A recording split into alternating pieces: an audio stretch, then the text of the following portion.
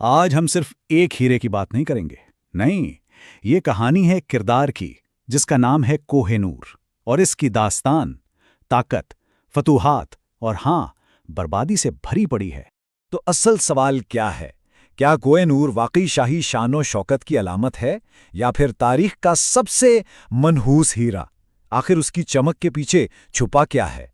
इस हीरे के साथ ना एक बहुत पुरानी पेशेनगोई जुड़ी हुई है।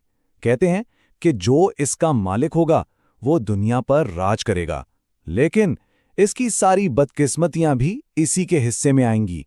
मतलब जिसने भी इसे पाया उसने एक बहुत बड़ा खतरा मोल लिया। चलें कहानी के पहले हिस्से की तरफ बढ़ते हैं, देखते हैं कि आखिर ये बद्दुआ है क्या चीज़। अच्छा, तो हिंदू दास्तानों के मुताबिक इस बद्दुआ के असूल बड़े सीधे साधे हैं। ये हीरा सिर्फ दो सूरतों में महफूज है, या तो किसी देवी देवता के पास हो या फिर किसी औरत के। कोई भी मर्द हुक्मरान जैसे ही इसे अपनी मुल्कियत बनाता है, उसका मुकद्दर सिर्फ और सिर्फ तबाही और मौत लिख दिया जाता है। और अगर हम तारीख पर नजर डालें तो ये बद्दुआ सिर्फ कहानी नहीं लगती।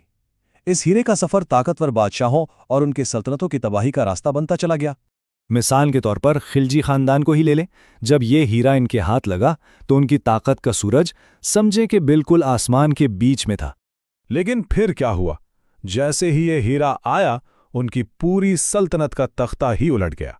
सब कुछ खत्म। इसके बाद इस हीरे ने अपना अगला घर बनाया मुगलिया सल्तनत के खजानों में, वो सल्तनत जो अपनी शानो शौकत के लिए पूरी दुनिया में जानी जाती थी। लेकिन कीमत तो चुकानी थी। सोचें जरा, शहंशाह शाहजहां जिसने ताजमहल बनवाया, उसी के अपने बेटे ने उसे कैद कर दिया और उन्होंने अपनी जिंदगी के आखिरी दिन एक कैदी की हैसियत से गुजारे। अब कहानी में एक बहुत ही दिलचस्प मोड़ आता है।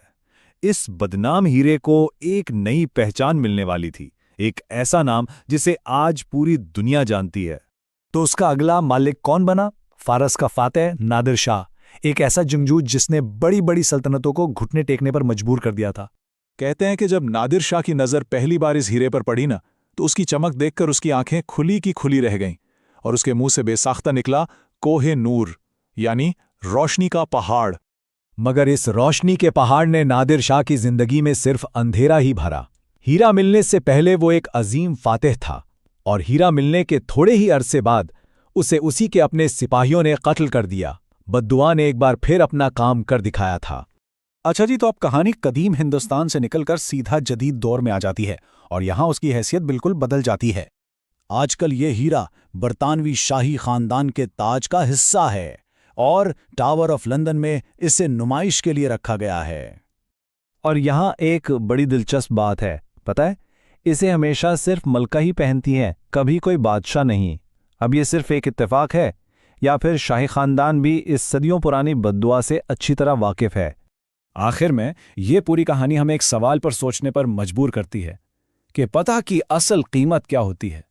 एक कहावत है ना कि कभी कभी जिसे हम अपनी सबसे बड़ी जीत समझ रहे होते हैं, वही असल में हमारी सबसे बड़ी हार होती है। कोह-ए-नूर की पूरी तारीख शायद इसी एक जुमले का सबूत है। तो आखिर में सवाल ये रह जाता है, क्या ये हीरा वाकई मनहूस है, या फिर ये सिर्फ एक आईना है जो हमें दिखाता है कि लामहदूद ताकत की हवस का अंजाम क्या होता है?